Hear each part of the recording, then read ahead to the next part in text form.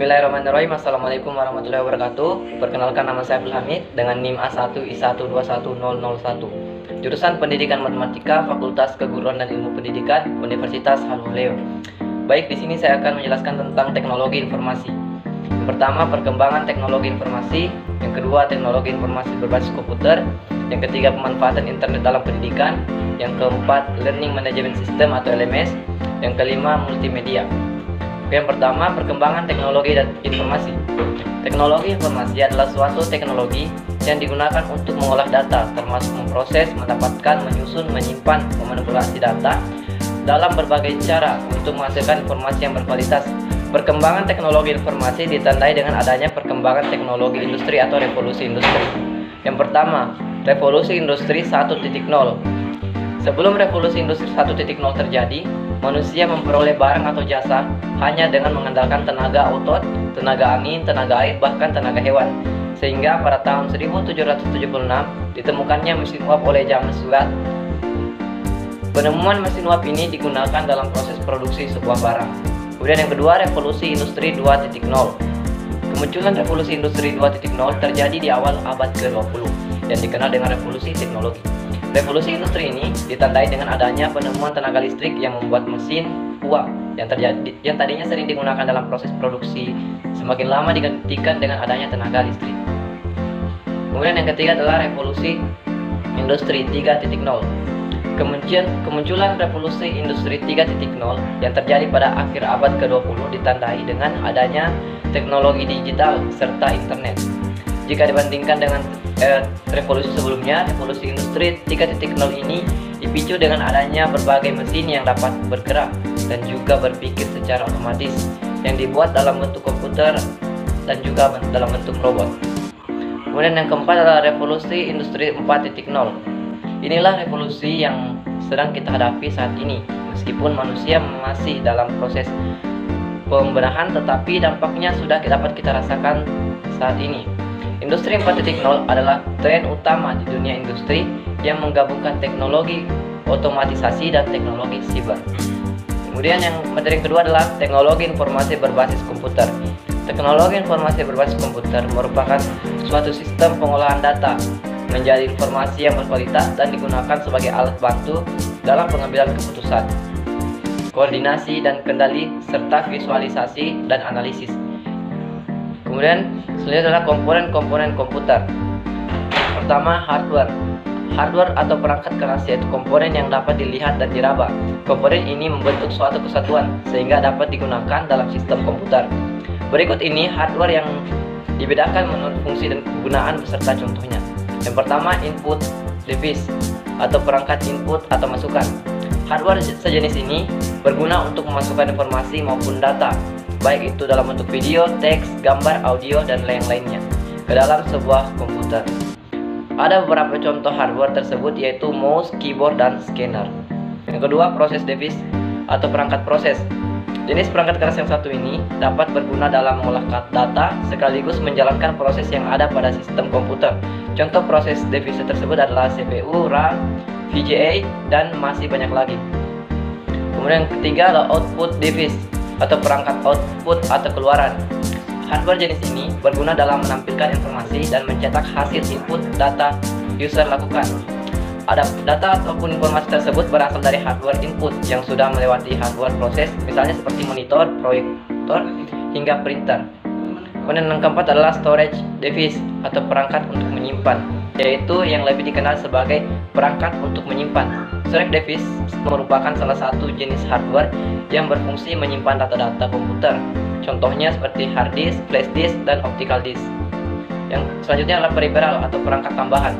Perangkat tambahan berguna dalam membantu komputer menjalankan perintah user. Perangkat ini umumnya disebut dengan istilah peripheral yang berguna dalam menghubungkan perangkat komputer dengan jaringan internet. Salah satu contohnya adalah modem. Modem di sini dapat kita gunakan sebagai alat komunikasi untuk mengubah sinyal digital menjadi sinyal analog ataupun sebaliknya. Kemudian yang kedua adalah software atau perangkat lunak. Software adalah data yang diprogram, disimpan, dan diformat secara digital dengan fungsi tertentu. Perangkat ini sendiri tidak memiliki bentuk fisik. Anda bisa mengoperasikannya lewat perangkat komputer. Fungsi utama dari software adalah yang pertama, software berfungsi sebagai dasar kebutuhan komputer agar dapat dioperasikan dengan baik. Yang kedua, software memiliki fungsi dalam mengatur hardware atau perangkat keras yang ada pada komputer. Dengan begitu, komputer yang digunakan dapat bekerja dengan baik sesuai apa yang dibutuhkan. Jika dilihat dari secara umum, perangkat lunak terbagi menjadi 3 jenis, yaitu sistem operasi atau operasi sistem, yaitu perangkat lunak jenis ini digunakan untuk mengatur setiap perangkat keras yang sudah terhubung dengan CPU komputer. Yang kedua, bahasa pemrograman atau programming language.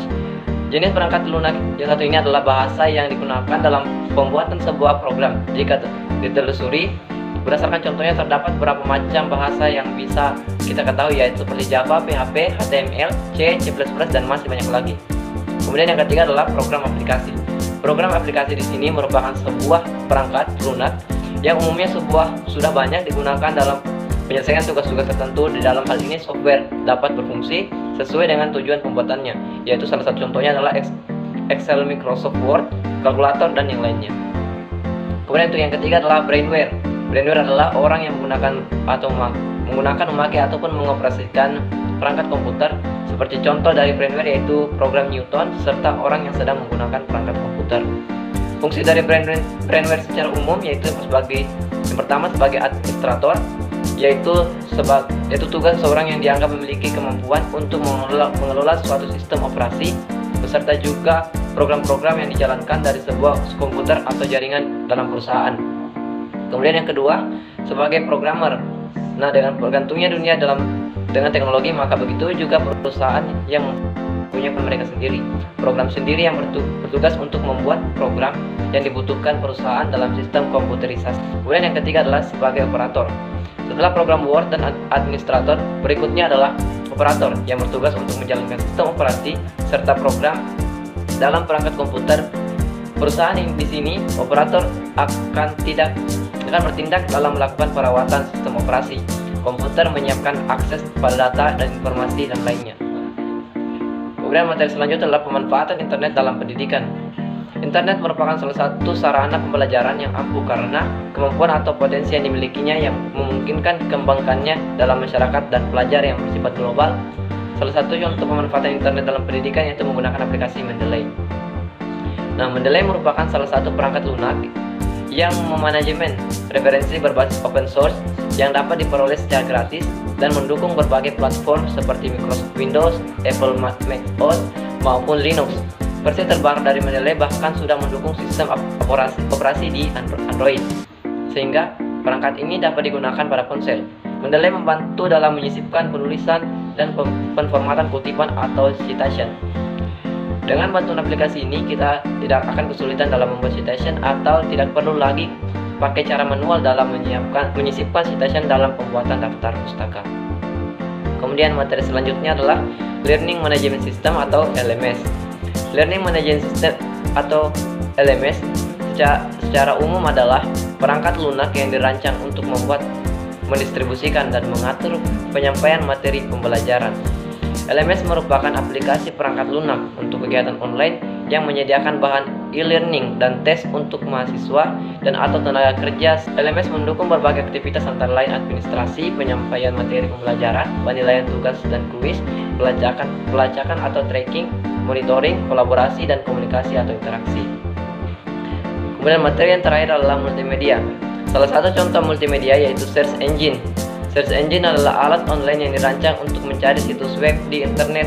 Berdasarkan permintaan pencarian, penggunaan search engine adalah fitur yang bisa diakses komputer dan tablet. Secara umum, fungsi search engine yaitu menyediakan informasi berdasarkan kata kunci yang dimasukkan oleh pengguna. Adapun fungsi ini disesuaikan dengan cara kerja search engine yaitu mendaftar dan mengindeks situs yang ada di internet. Beberapa contoh search engine adalah Google, Bintang, Yahoo, Exist.com, DuckDuckGo, Yandex.ru, dan masih banyak lagi. Baik, itulah hasil pemaparan materi dari saya. Apabila ada kesalahan mohon dimaafkan. Wabillahi taufiq wal hidayah. Wassalamualaikum warahmatullahi wabarakatuh.